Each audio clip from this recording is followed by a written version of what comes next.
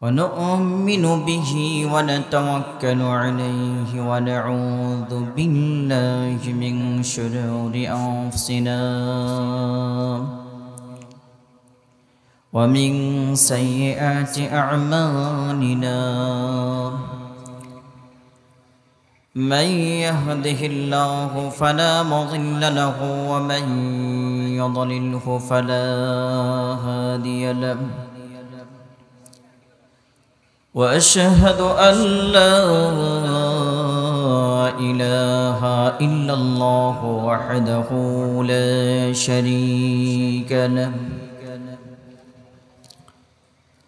الذي أرسله بالحق بشيرا ونذيرا وداعيا إلى الله بإذنه وسراجا وقمرا منيرا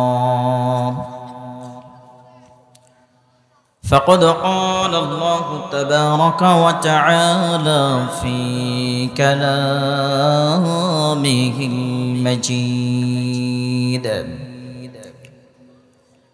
وفي فرقانه الحميد أعوذ بالله من الشيطان الرجيم بسم الله الرحمن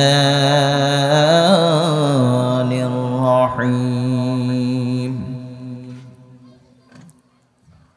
يا أيها الذين آمنوا قوا أنفسكم وأهليكم نارا وقودها الناس والحجارة عليها ملائكة غلاظ شداد لا يعصون الله ما أمرهم ويفعلون ما يؤمرون يا أيها الذين كفروا لا تعتذروا اليوم إنما تجزون ما كنتم تعملون يا أيها الذين آمنوا توبوا إلى الله توبة نصوحا عسى ربكم أن يكفر عنكم سيئاتكم ويدخلكم جنات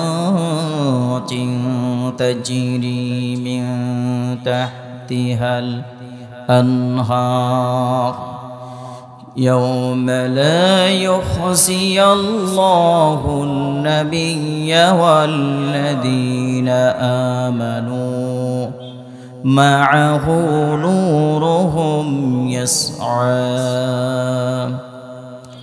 بين أيديهم وبأيمانهم يقولون ربنا أتمم لنا نورنا واغفر لنا إنك على كل شيء قدير. قال رسول الله صلى الله عليه وسلم بني الإسلام على خمس شهادة أن لا إله إلا الله وأن محمد رسول الله وإقام الصلاة وإيتاء الزكاة والحج وصوم رمضان إن الله وملائكته يصلون على النبي يا أيها الذين آمنوا صلوا عليه وسلموا تسليما اللهم صل على محمد وعلى آل محمد كما صليت على إبراهيم وعلى آل إبراهيم إنك حميد مجيد اللهم بارك على محمد وعلى آل محمد كما باركت على إبراهيم وعلى آل إبراهيم إنك حميد مجيد الله الله কি যে মধুর নাম ধরার তামাম মৌনি মুক্তায় পান্না হীরা সোনা দানায় হয় না তাহার দাম আল্লাহু আল্লাহু কি যে মধুর নাম আল্লাহু আল্লাহু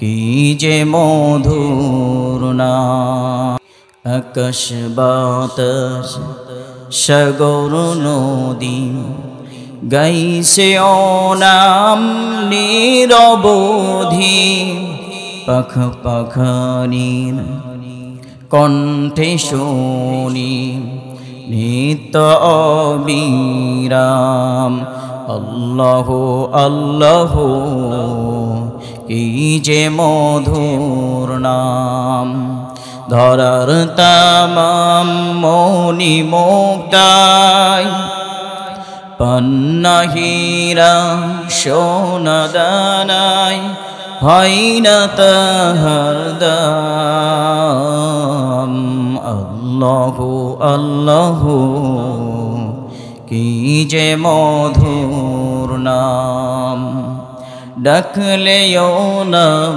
সোহাগ ভরে নিত্য জোয়ার প্রেম সাগরে ডাকলেও নাম সোহাগ ভরে নিত্য জোয়ার প্রেম সাগরে গাঁথনিও নাম মনের কাবায় নাচে রক্ত ঘাম আল্লাহু আল্লাহু কি যে মধুর নাম আল্লাহু আল্লাহু কি যে মধুর নাম আলহামদুলিল্লাহ সমস্ত প্রশংসা সমস্ত তারিফ মহান রব্বুল আলামিনের জন্য যে রব আপনাকে আমাকে সকলকে মেহেরবানি করে দয়া করে আল্লাহ পাক রব্বুল আলামিনের পবিত্র মহতি জলসায় বসার মতো সুযোগ করে দিলেন সেই লক্ষ্যে জবান খুলে শুকর আদায় করেন আলহামদুলিল্লাহ আল্লাহ পাকের অসংখ্য গণিত দরুদ ও সালাম বর্ষিত হোক দু জাহানের সরদার জনাবে মুহাম্মদুর রাসূলুল্লাহ সকলে বলি সাল্লাল্লাহু আলাইহি ওয়াসাল্লাম আপনারা কেমন আছেন আপনারা সবাই ভালো আছেন তো আপনারা আজকে আলোচনা শুনবেন না আগে উঠে চলে যাবেন আলোচনা করলে শুনবেন তো ইনশাআল্লাহ আলহামদুলিল্লাহ আমি আপনাদের সম্মুখে পবিত্র কোরআনুল কারীম সূরাতুত তাহরিম আয়াত নং 6 7 8 তেলাওয়াত করেছি আল্লাহ তাআলা যদি তৌফিক দান করেন ইনশাআল্লাহ আপনাদের সম্মুখে উক্ত আয়াতে কারিমার সম্মুখে রেখে আলোচনা করব শুনবেন তো ইনশাআল্লাহ আল্লাহ রাব্বুল আলামিন বলেন ইয়া আইয়ুহাল্লাযীনা আমানু কু আনফুসাকুম ওয়া আহলিকুম নারা রব্বুল আলামিন বলেন হে ঈমানদারগণ হে বিশ্বাসীগণ কু আনফুসাকুম, নিজে জাহান্নামের আগুন থেকে বাঁচাও এবং নিজের আহাল পরিবারদেরকে জাহান্নামের আগুন থেকে বাঁচাও। ওয়া আহলিকুম নারা, আল্লাহ রাব্বুল আলামিন জাহান্নাম থেকে বাঁচার কথা আলোচনা করলেন। কেন আলোচনা করলেন? জাহান্নামটার পরিচয় কি, জাহান্নামের অবস্থা কেমন হবে? আল্লাহ রাব্বুল আলামিন বলেন জাহান্নামটা এমন অবস্থা হবে। জাহান্নামের বর্ণনার দিকে আল্লাহ পাক রব্বুল আলামিন সূরাতুল গাশিয়ায় আলোচনা করলেন, হাল আতাকা হাদিসুল গাশিয়া। আল্লাহ রাব্বুল আলামিন আল্লাহর হাবিব সাল্লাল্লাহু আলাইহি ওয়াসাল্লামকে ডেকে বলেন, ও আমার হাবিব, আপনার নিকটে কি সেই মহাগ্রাসী কিয়ামতের ভয়াবহতার খবর এসেছে কি? কোন মানুষ যখন কোন একটা খবর বলার জন্য সুযোগ খোঁজে, কেমনে খোঁজে, কিভাবে খোঁজে? আল্লাহ তাআলা কিয়ামতের জাহান্নামের ভয়াবহতা বলতে চাচ্ছেন, যার কারণে আল্লাহর নবীজিকে জিজ্ঞাসা করতেছেন। কি জিজ্ঞাসা করলেন? হাল আতাকা হাদিসুল গাশিয়া, ও আমার নবী, আপনার নিকটে কি সেই মহাগ্রাসী কিয়ামতের ভয়াবহতা সম্পর্কে খবর এসেছে? বুজুহুন ইয়াউমাইদিন খাশিয়া, সেই দিন আল্লাহ রাব্বুল আলামিন বলেন কিয়ামতটা কি, সেই মহাগ্রাসী খবরটা কি তুমি শুনবে?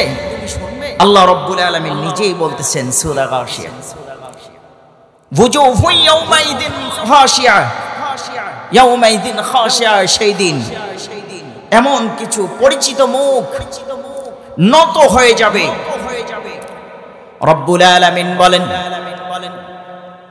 আমিলাতুন নাসিবা, জাহান্নামের বয়ান দিতে গিয়ে আল্লাহ রব্বুল আলামিন বলেন দুনিয়ার এমন কিছু মানুষ আছে, তারা দুনিয়ার জীবনে নেক আমল করবে,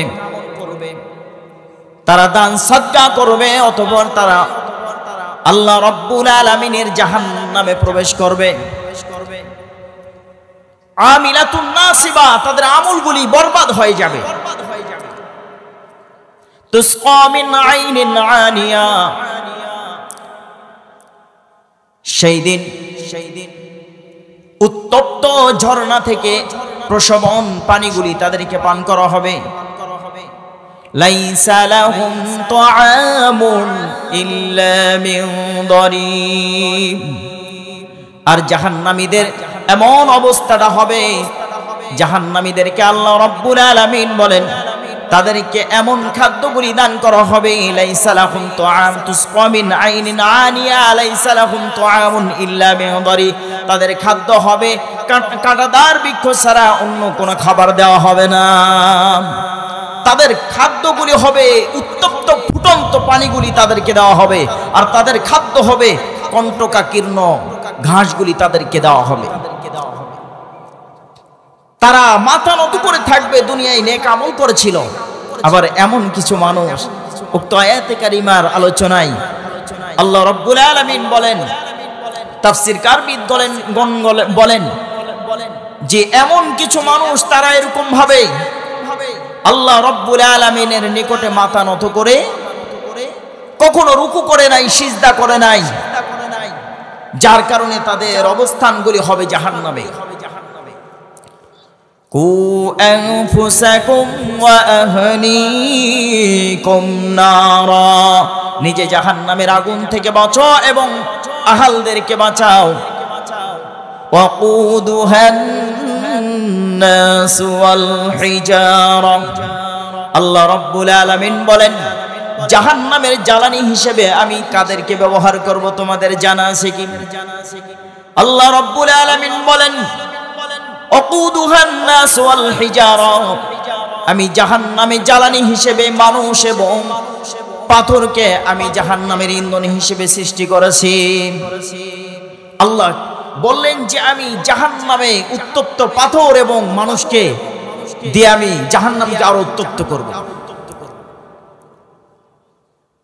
আলাইহা মালাইকাতুল গিলাদ, সেখানে যে ফেরেশতাগণ কর্মী হিসেবে আছেন তারা এরকম ভাবে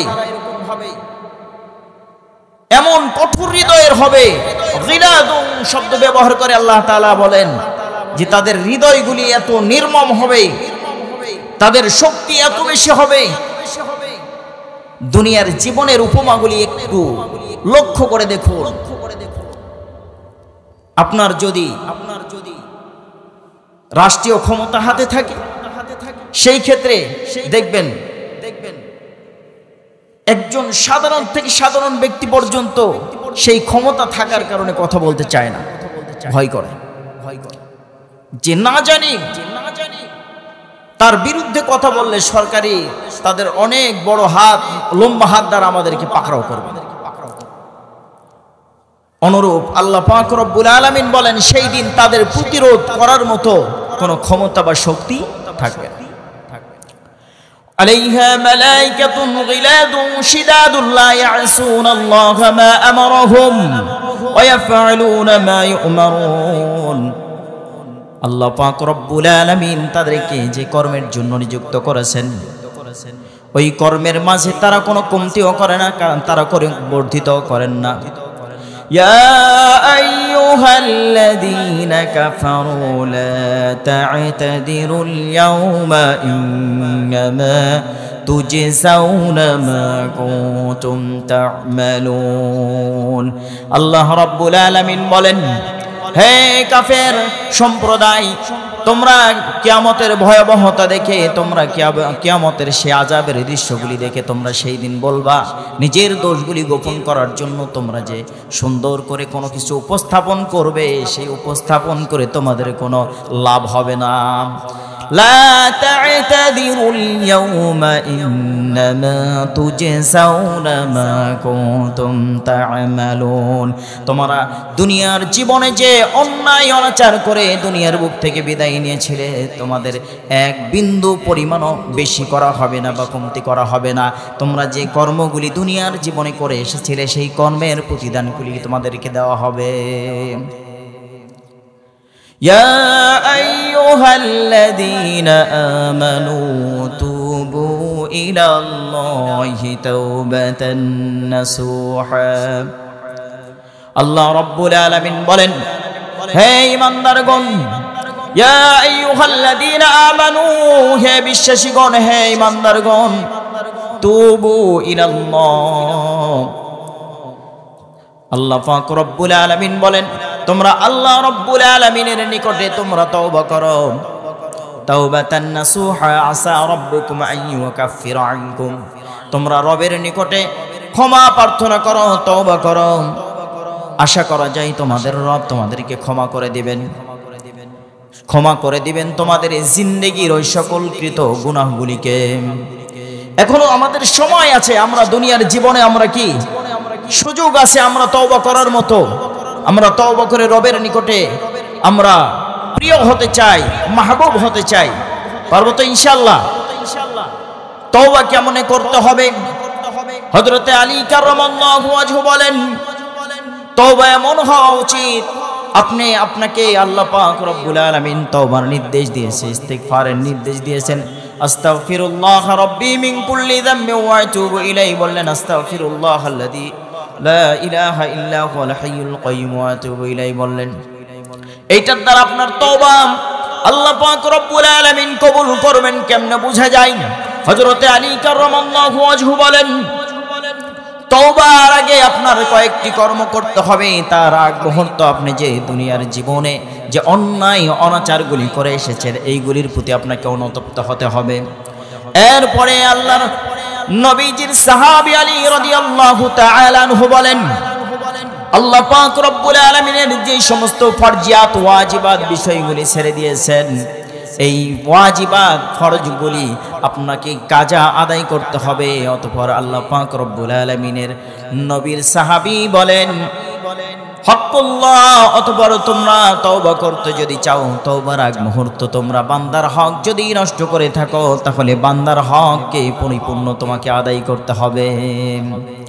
যে বান্দার হক তুমি নষ্ট করেছো, তার নিকটে ওই হকটাকে পৌঁছায় দিতে হবে। অতঃপর বলেন, যদি তোমার হাত দ্বারা কাউকে আঘাত করে থাকো, তাহলে তার কাছে গিয়ে ক্ষমা চাইতে হবে। অথবা জবান দ্বারা তুমি যদি কাউকে আঘাত দিয়ে থাকো, কলিজায় আঘাত দিয়ে থাকো, জবান দ্বারা তুমি কাউকে কষ্ট দিয়ে থাকো, তার নিকটে গিয়ে তোমাকে ক্ষমা চাইতে হবে। অতঃপর আল্লাহ পাক রব্বুল আলামিনের নিকটে খালেস নিয়তে তওবা করতে হবে যে অন্যায়গুলি করেছে আর কখনো করব না। আসা রাব্বুকুম আন ইউকাফিরা আনকুম সাইয়্যাতিকুম ওয়া ইদখিলাকুম জান্নাহ। আল্লাহ পাক রব্বুল আলামিন বলেন ক্ষমা করার সম্ভাবনা আছে তোমরা যদি তওবা করো। আল্লাহ পাক রব্বুল আলামিন সূরাতুল আসর আলোচনা করেন ইন্নাল ইনসানা লাফি খুসর। আল্লাহ রব্বুল আলামিন নিজেই বলেন পৃথিবীর तमाम মানুষগুলি ক্ষতিগ্রস্ত, तमाम মানুষগুলি ধ্বংস। আল্লাহ রব্বুল আলামিন পরের আয়াতে আলোচনা করেন ইল্লাল্লাযীনা আমানু ওয়া আমিলুস সালিহাত। আল্লাহ রব্বুল আলামিন বলেন ওই সকল লোক ছাড়া, ওই সকল মানুষ ছাড়া যারা দুনিয়ার জীবনে কি করেছেন, ঈমান আনয়ন করেছেন, নেক আমল করেছেন, নেক আমল দ্বারা নিজের জীবনকে পরিবর্তন করেছেন। ইল্লাল্লাযীনা আমানু ওয়া আমিলুস সালিহাতি ওয়া তাওয়াসাউ বিল হক ওয়া তাওয়াসাউ বিস সাবর। আমরা ঈমান আনয়ন করব। কেমনে ঈমান আনয়ন করব? আপনারা সকলেই লক্ষ্য করুন, দুনিয়ার নিজাম অনুযায়ী দেখেন, দুনিয়াতে কোনো মসজিদের ইমাম সাহেবের সন্তান একেবারেই ইমাম হইতে পারে না, কোনো মাস্টারের সন্তান কোনো মাস্টার হইতে পারে না, মাস্টার ডিগ্রি অর্জন করতে পারেন না, কোনো ডাক্তারের সন্তান ডাক্তার ডিগ্রি অর্জন করতে পারেন না। এরকম ভাবে প্রতিটা ধাপে ধাপে ডিগ্রিগুলি অর্জন করে নিতে হয়। আপনাকে ডিগ্রি অর্জন করতে হলে আপনাকে শিক্ষা জ্ঞান অর্জন করতে হবে। অনুরূপ আল্লাহ পাক রব্বুল আলামিন বলেন এই ক্ষতি থেকে রক্ষা হতে হলে সর্বপ্রথম আপনাকে ঈমানকে অর্জন করতে হবে, ঈমান নামক দৌলতকে অর্জন করতে হবে। ছোট্ট একটি ঘটনা বলি মনে পড়ল, হযরতে সালমান ফারসি রাদিয়াল্লাহু তাআলা আনহুর জীবনী থেকে পাওয়া যায়।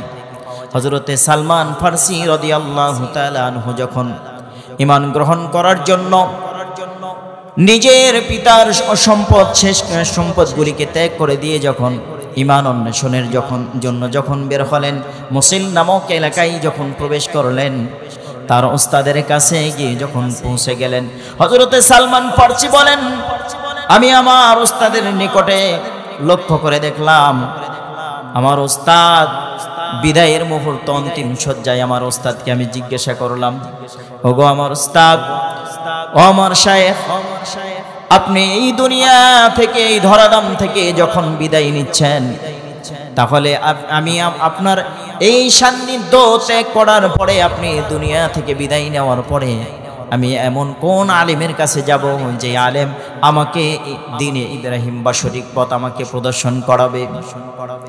হযরতে সালমান ফারসি ইসলাম কবুলের ইতিহাস মনে পড়ে যায়। হযরতে সালমান ফারসি রাদিয়াল্লাহু তাআলা আনহু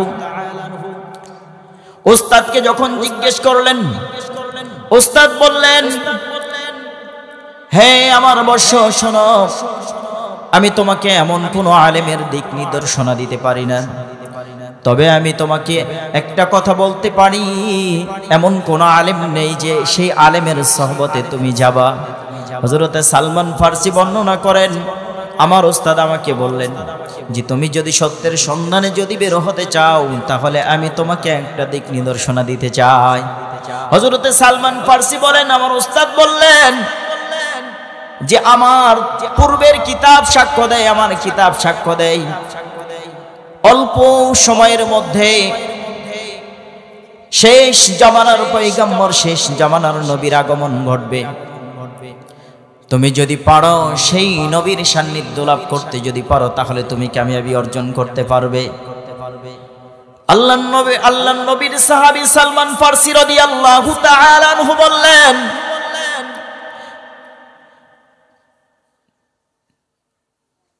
হুজুর আমি কেমনে তাহলে সেই নবীজির সান্নিধ্য লাভ করতে পারবো?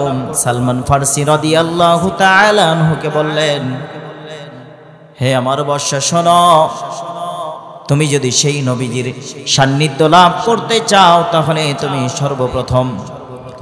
সর্বপ্রথম তোমাকে যে ইলমগুলি আমি শিক্ষা দিয়ে যাচ্ছি সেই ইলমগুলি অনুযায়ী তুমি ওই নবীজিকে চিনতে পারবে। সেই ইলমগুলি তুমি খেয়াল রাখো।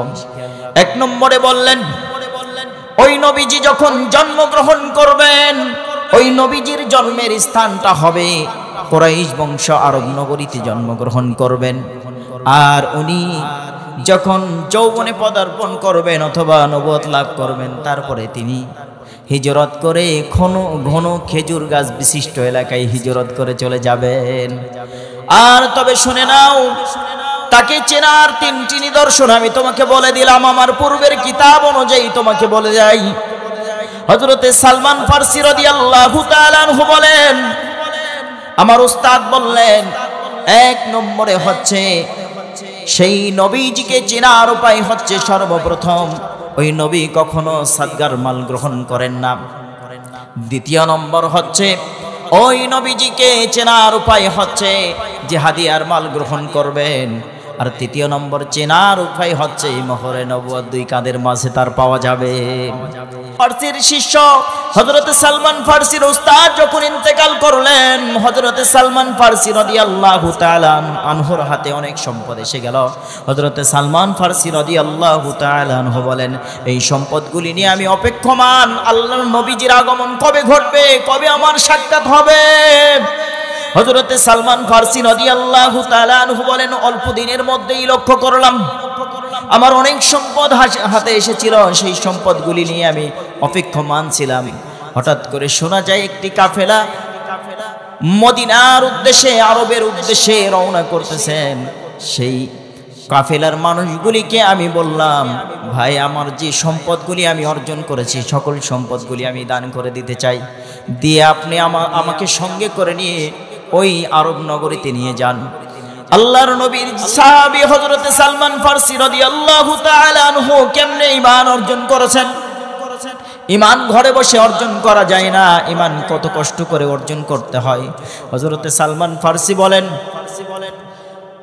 ওই কাফেলার সঙ্গে যখন আমি রওনা করলাম, দীর্ঘ পথ চলার পরে প্রতিমধ্যে আমাকে রাস্তার মাঝে আমাকে গোলামি হিসেবে বিক্রি করে দেওয়া হলো। আমি একে একে 10টি ইহুদির কাছে আমি গোলাম হয়ে আল্লাহর নবীজির কাছে পৌঁছে গেলাম। হযরতে সালমান ফারসি বলেন, 10 নম্বরে মুনিব যখন আমার নিকটে আসলো, আমি বনু কাইলা গোত্রের একটা খেজুর বাগানে আমাকে যখন বিক্রয় করা হলো, আমি যখন মদিনার সেই শহরগুলিতে প্রবেশ করলাম, আমার ওস্তাদ বলেছিল শেষ জামানার পয়গম্বরের আগমন ঘটবে ঘন খেজুর গাছ বিশিষ্ট এলাকার মাঝে। হযরতে সালমান ফারসি বলেন, যখন আমি ইহুদিদের কাছে কেনা বেচা শুরু হয়ে গেল, যখন এক এক করে যখন বিক্রয় শুরু হয়ে গেল আমি ওই ঘন খেজুর গাছ বিশিষ্ট এলাকাগুলি দেখি, আমি আমার ওস্তাদের কথা মনে পড়ে যায়, আমার ওস্তাদের কথা লক্ষ্য করি। আমার ওস্তাদ বলেছেন যে শেষ জামানার পয়গম্বর হিজরত করে ঘন খেজুর বিশিষ্ট এলাকায় আসবেন, ঘন খেজুরের গাছ বিশিষ্ট এলাকায় আসবেন। আল্লাহর নবীজির সাহাবী বলেন, ওই মুহূর্ত আমি লক্ষ্য করি যে আমার লাস্ট মনিব একে একে 10টি বার যখন বিক্রি হওয়ার পরে আমার মনিব আমাকে খেজুর গাছের পরিচর্যার জন্য গাছে উঠায় দেওয়ার পরে আমি গাছে পরিচর্যা করতেছিলাম।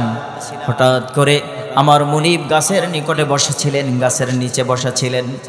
হঠাৎ করে আমার মনিবের চাচাতো ভাই একজন যুবক দৌড়ে আসলেন। দৌড়ে এসে বলতেছিলেন, ভাই, আমি কেবলমাত্র শুনে আসলাম, কেবলমাত্র আমি দেখে আসলাম, বনু কাইলা গোত্রের মানুষগুলি একজন যুবককে ঘিরে ধরে তার নসিহত শুনতেছে, আর সেই মানুষটি মক্কা নগরী থেকে হিজরত করে চলে এসেছে। হযরতে সালমান ফারসি রাদিয়াল্লাহু তাআলা আনহু বলেন যে আমি গাছ থেকে গাছের পরিচর্যা কাজগুলি করতেছিলাম, আর সেই অবস্থায় তাদের কথোপকথনগুলি শুনতেছিলাম। এক পর্যায়ে তার ভাই বলতেছিলেন যে, ভাই, বনু কাইলা গোত্রের মানুষগুলি যেই যুবকের কথাগুলি শুনতেছেন সেই যুবকের নাম হলো মুহাম্মদ। আর বলেন এই যুবক নিজে নিজেকে নবী বলে দাবি করতেছেন, আপনি কি কেমনে এটাকে মেনে নেবেন বড় ভাই? হযরতে সালমান ফারসি বলেন, আমার ওস্তাদ বলে গেছেন ঘন খেজুর বাগান বিশিষ্ট এলাকাগুলিতে শেষ জামানার পয়গম্বর সঙ্গে আমার সাক্ষাৎ মিলবে। হযরতে সালমান ফারসি বলেন, আমি যেই নবীজির জন্য এক নয় দুইটি নয়, আমি 10টি ইহুদির কাছে বিক্রয় হয়ে গোলাম সেজে আমি ঈমান অর্জনের জন্য যেই নবীজির সাক্ষাতের জন্য আমি গোলাম সেজেছি, সেই নবীজির সাক্ষাৎ অচিরেই হতে যাচ্ছে। হযরতে সালমান ফারসি গাছের উপরে থরথর করে কাঁপতে শুরু করলেন। গাছে আর কোনো কাজ করলেন না, দ্রুত নামিয়ে পড়লেন হযরতে সালমান ফারসি রাদিয়াল্লাহু তাআলা আনহু।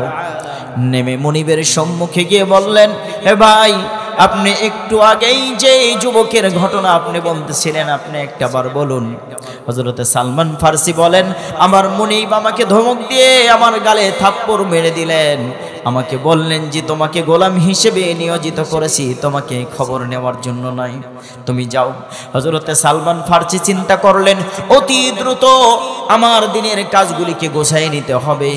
আমার মন তো আর মানে না, আমার ওস্তাদের কথা অনুযায়ী যেহেতু ত্যাগ করেছি সেই নবীজির সাক্ষাতের জন্য।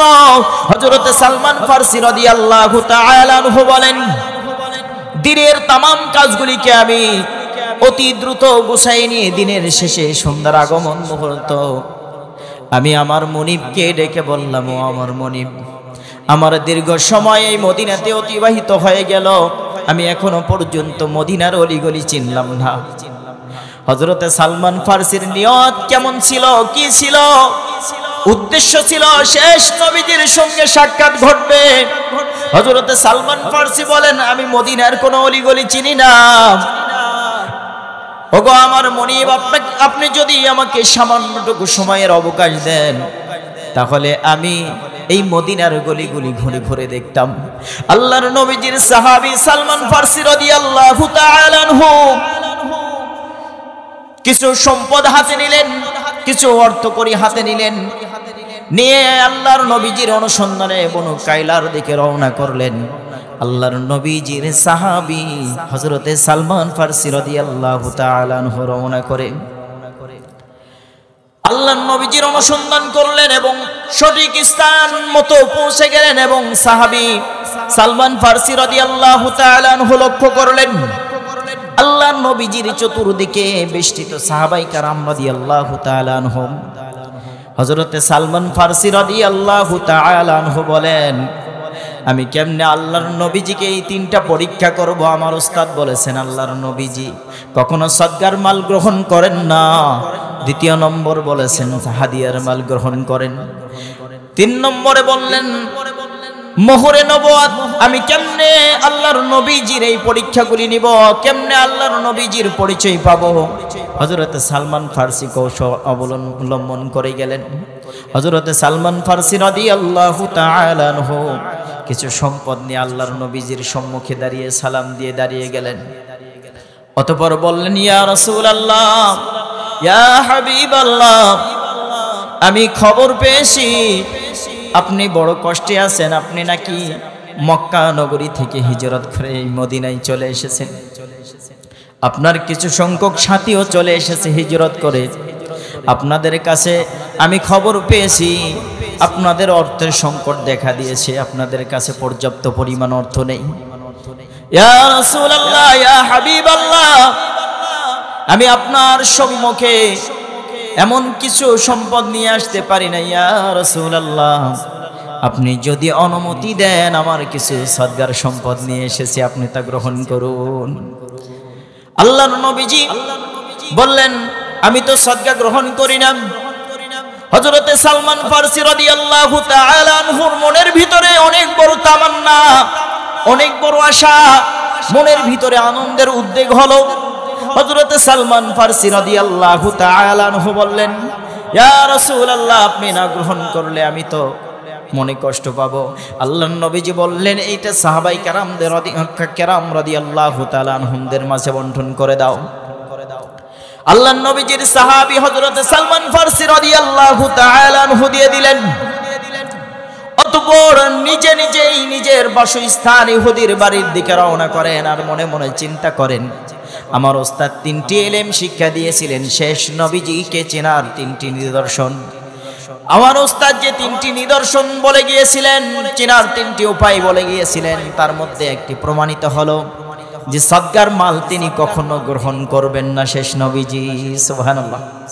হযরত সালমান ফারসির মনের আনন্দে চিন্তা করলেন যে এত সুন্দর নূরানী চেহারা বিশিষ্ট একজন মানুষ, প্রথম পরীক্ষায় আমি ফলাফল পেয়ে গেলাম, তার ফলাফল দাঁড়িয়ে গেল যে তিনি সদকার মাল গ্রহণ করেন না। হযরত সালমান ফারসি রাদিয়াল্লাহু তাআলা আনহু বলেন, আরো 2টা পরীক্ষা বাকি রেখে দিলাম। হযরত সালমান ফারসি রাদিয়াল্লাহু তাআলা আনহু মুনিবের বাসায় ফিরে গিয়ে রাত্রি কেটে যায়, কখনো ঘুম আসে কখনো ঘুম আসে না, এরকম অবস্থায় হযরত সালমান ফারসি রাদিয়াল্লাহু তাআলা আনহু এবার চিন্তা করলেন যে এবার আমার মুনিবকে কেমনে বুঝায়ে আমার নবীজিকে আমি কেমনে দ্বিতীয় নিদর্শন পরীক্ষা করব, দ্বিতীয় চেনার উপায়টি কেমনে পরীক্ষা নেব। আল্লাহর নবীজি সাল্লাল্লাহু আলাইহি ওয়াসাল্লামের সাহাবী এবার 2 থেকে 3 দিনের উপার্জিত যে অর্থগুলি সামান্য কয়েক টাকা জমা করে নিয়ে আল্লাহর নবীজির দরবারের দিকে রওনা হলেন। আল্লাহর নবীজির দরবারে গিয়ে সালাম দিয়ে দাঁড়িয়ে গিয়ে বললেন, ইয়া রাসূলুল্লাহ, আমি আপনার জন্য আজকে কিছু সামান্য হাদিয়া নিয়ে এসেছি, আপনি যদি তা গ্রহণ করতেন আমি সন্তুষ্ট হইতাম। হযরতে সালমান ফারসি বলেন, আল্লাহর নবীজি মুস্কি হেসে আমার হাদিয়াখানা গ্রহণ করলেন এবং সাহাবায়ে কেরাম রাদিয়াল্লাহু তাআলা আনহুমের মাঝে বন্টন করলেন। আল্লাহর নবীজির সাহাবী বলেন, আমি দ্বিতীয় পরীক্ষায় উত্তীর্ণ হলাম। আল্লাহর নবীজির পরীক্ষার ফলাফল ভালো হওয়া আমার মনের আনন্দ আরো বেড়ে গেল। তৃতীয় নম্বর পরীক্ষা কেমনে নেওয়া যায় এই চিন্তায় বিভোর হয়ে হযরতে সালমান ফারসি দিনরাত কাটায়। একদিন নয়, 2 দিন নয়, চিন্তা করতে করতে একদিন আল্লাহর নবীজির দরবারে হযরতে সালমান ফারসি রাদিয়াল্লাহু তাআলা আনহু রওনা দিয়ে আল্লাহর নবীজির সাহাবী আল্লাহর নবীজির দরবারে উপস্থিত হতে গেলে দেখা যায় আল্লাহর নবীজি একটি জানাজায় অংশগ্রহণ করেছেন। সেখানে সাহাবায়ে কেরাম রাদিয়াল্লাহু তাআলা আনহুম আল্লাহর নবীজিকে বেষ্টন করে নিয়ে রেখে দিয়েছেন। আল্লাহর নবীজির সম্মুখে দাঁড়িয়ে হযরত সালমান ফারসি রাদিয়াল্লাহু তাআলা আনহু সালাম দিয়ে দাঁড়িয়ে গেলেন। অতঃপর পিছনের দিকে যখন হযরত সালমান ফারসি চলে গেলেন, আল্লাহর নবীজি মুস্কি হেসে হযরত সালমান ফারসি রাদিয়াল্লাহু তাআলা আনহুকে লক্ষ্য করে আল্লাহর নবীজি সুন্দরভাবে আলতোভাবে কাঁধের যে চাদরখানা ছিল কাঁধে উঠায় নিলেন। হযরতে সালমান ফারসি রাদিয়াল্লাহু তাআলা আনহু দেখে কান্নায় ভেঙে পড়লেন এবং আল্লাহর নবীজিকে বললেন, ইয়া রাসূলুল্লাহ, আমার মন চায় আপনার সান্নিধ্যে থাকার জন্য। আমি তো এখনো পর্যন্ত গোলাম হিসেবে আমার পরিচয়, আমি একজন ইহুদির কেনা গোলাম। আল্লাহর নবীজি বললেন, ও সালমান, তুমি অতি দ্রুত তোমার মুনিবের সম্মুখে গিয়ে তোমার কিতাবাত সম্পর্কে আলোচনাগুলি করে আসো। তোমাকে কেমনে মুক্ত করে দিবে তুমি যাও, তোমার মুনিবের সঙ্গে এই কিতাবাতের খবরগুলি অতি দ্রুত নিয়ে চলে আসো। হযরতে সালমান ফারসি রাদিয়াল্লাহু তাআলা আনহু মুনিবের নিকটে চলে গেলেন। অতঃপর মুনিবকে বললেন, ওগো আমার মুনিব, আমি আর চাই না যে এই মানুষটির সন্ধানে আমি একটি নয়, 2টি নয়, আমি 10টি ইহুদির গোলাম হয়ে আমার জিন্দেগিকে অতিবাহিত করে এসেছি।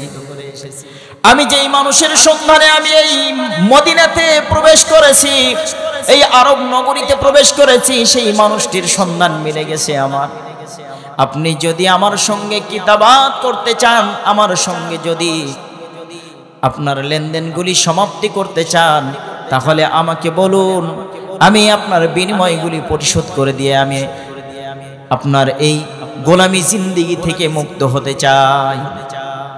হযরতে সালমান ফার্সিকে তার মুনিব উত্তর দিল, তুমি যদি মুক্ত হতে চাও 40 ওকিয়া স্বর্ণ মুদ্রা এবং 300 খেজুর গাছ লাগাই দাও।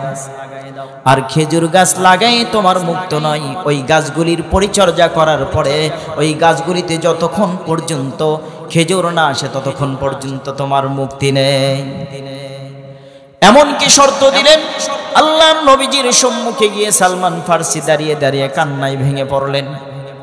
হযরতে সালমান ফার্সি রাদিয়াল্লাহু তাআলা আনহুকে দেখে আল্লাহর নবীজি বললেন, ওগো সালমান, তোমার মুনিব কেমন কিতাবাত করেছেন?